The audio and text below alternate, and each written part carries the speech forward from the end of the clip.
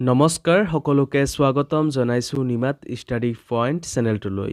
আজি আমি এই ভিডিঅ'টোৰ মাধ্যমেৰে BA সেকেণ্ড সেমিষ্টাৰ আছামিজ গড় 2 নিৰ্বাচিত পাঠ 5 প্ৰকৃতি শীৰ্ষক পাঠৰ সকলোবোৰ মোষ্ট ইম্পৰ্টেণ্ট অতি চমু প্ৰশ্ন উত্তৰ আলোচনা কৰিম।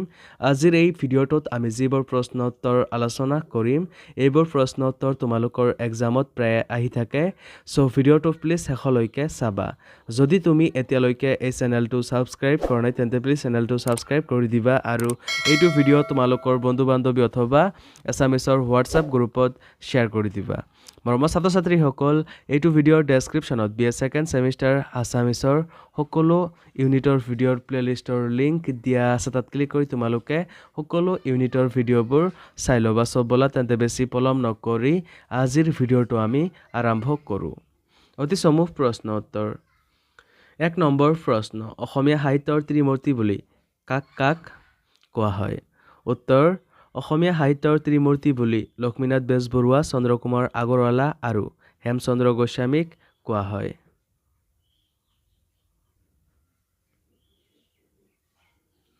2 নম্বৰ প্ৰশ্ন, প্ৰথম অসমীয়া ৰোমান্টিক কবিতাটিৰ নাম কি আৰু এইটো কোনে ৰচনা কৰিছিল? উত্তৰ, প্ৰথম অসমীয়া ৰোমান্টিক কবিতাটিৰ নাম হ'ল বন কুঁৱৰী আৰু এইটো চন্দ্ৰকুমাৰ আগৰৱালাই ৰচনা কৰিছিল। 3 নম্বৰ প্ৰশ্ন, চন্দ্ৰকুমাৰ আগৰৱালাৰ কবিতাৰাজিত প্ৰকাশ পোৱা তিনিটা স্পষ্ট ধাৰা কি কি? উত্তৰ, চন্দ্ৰকুমাৰ আগৰৱালাৰ কবিতাৰাজিত প্ৰকাশ পোৱা তিনিটা স্পষ্ট ধাৰা হৈছে নৈসৰ্গিক বা প্ৰকৃতি বিষয়ক, মানৱপ্ৰেমী বা জীৱনসুলভ আৰু বিশ্বপ্ৰেমিক বা অতিমানৱ সম্বন্ধীয়।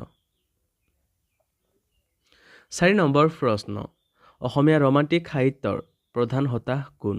উত্তৰ, অসমীয়া ৰোমান্টিক সাহিত্যৰ প্ৰধান হোতা আছিল জোনাকীৰ প্ৰথম সম্পাদক চন্দ্ৰকুমাৰ আগৰৱালা। মৰমৰ ছাত্ৰ ছাত্ৰীসকল, ভিডিঅ'টো আগবঢ়োৱাৰ আগতে এটা সুখবৰ। তোমালোকৰ বাবে আমি অতি কম মূল্যত মাত্ৰ 59 টকাত BA second semester Assamese complete question answer guide প্ৰস্তুত কৰিছোঁ, য'ত প্ৰতিটো ইউনিটৰ A to Z প্ৰশ্ন উত্তৰ বিশদভাৱে আলোচনা কৰা হৈছে। যিবোৰ প্ৰশ্ন উত্তৰ পঢ়িলে তোমালোকৰ পৰীক্ষাত 100% কমন পৰাটো নিশ্চিত। যোৱা বছৰ হাজাৰ হাজাৰ ছাত্ৰ ছাত্ৰীয়ে এই ই-বুকটো কিনিছিল আৰু তেওঁলোকে পৰীক্ষাত ভাল ফলাফল দেখুৱাবলৈ সক্ষম হৈছিল। তোমালোকেও যদি মাত্ৰ 59 টকাত এই ই-বুকটো পাৰচেছ কৰিব বিচৰা তেন্তে এইটো ভিডিঅ'ৰ ডেছক্ৰিপশ্যন বা পিন কমেণ্টত দিয়া লিংকত ক্লিক কৰি ই-বুকটো ডাইৰেক্ট ডাউনলোড কৰি লৈ লোৱা অথবা স্ক্ৰীণত দিয়া হোৱাটছআপ নাম্বাৰত আমাৰ টীমৰ লগত কণ্টেক্ট কৰি নিশ্চিন্ত মনে ই-বুকটো পাৰচেছ কৰি লৈ লোৱা। ধন্যবাদ। 5 নম্বৰ প্ৰশ্ন, অসমীয়া সাহিত্যৰ গীতি কবিতাৰ প্ৰকৃত প্ৰৱৰ্তক কোন? উত্তৰ, অসমীয়া সাহিত্যত গীতি কবিতাৰ প্ৰকৃত প্ৰৱৰ্তক আছিল চন্দ্ৰকুমাৰ আগৰৱালা। 6 নম্বৰ প্ৰশ্ন, কোনখন কাকতৰ মাধ্যমেৰে অসমীয়া সাহিত্যলৈ ৰোমান্টিক ভাৱধাৰাৰ আগমন ঘটিছিল? উত্তৰ, জোনাকী কাকতৰ মাধ্যমেৰে অসমীয়া সাহিত্যলৈ ৰোমান্টিক ভাৱধাৰাৰ আগমন ঘটিছিল।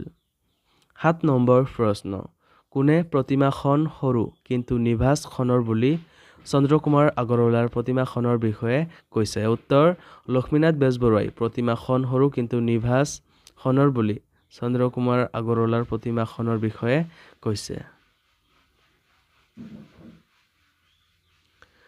প্ৰকৃতি কবিতাটো কবি চন্দ্ৰকুমাৰ আগৰৱালা দেৱৰ কোনখন কাব্যপুথিৰ অন্তৰ্গত?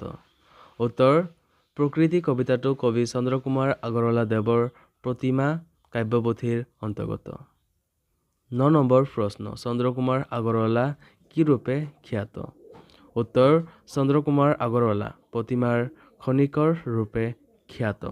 10 নম্বৰ প্ৰশ্ন, চন্দ্ৰকুমাৰ আগৰৱালা ৰচিত কবিতা পুথি দুখনৰ নাম কি?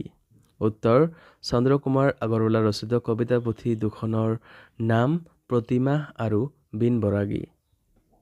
মৰমৰ ছাত্ৰ ছাত্ৰীসকল, আজিলৈ এইখিনিয়ে। তোমালোকক যদি আৰু অধিক প্ৰশ্ন উত্তৰ লাগে অথবা এতিয়ালৈকে মাত্ৰ 59 টকাত BA second semester Assamese complete question answer গাইডটো পাৰচেছ কৰা নাই তেন্তে এইটো ভিডিঅ'ৰ ডেছক্ৰিপশ্যন বা পিন কমেণ্টত দিয়া লিংকত ক্লিক কৰি ই-বুকটো ডাইৰেক্ট ডাউনলোড কৰি লৈ লোৱা অথবা স্ক্ৰীণত দিয়া হোৱাটছআপ নাম্বাৰত আমাৰ টীমৰ লগত কণ্টেক্ট কৰি নিশ্চিন্ত মনে ই-বুকটো পাৰচেছ কৰি লৈ লোৱা।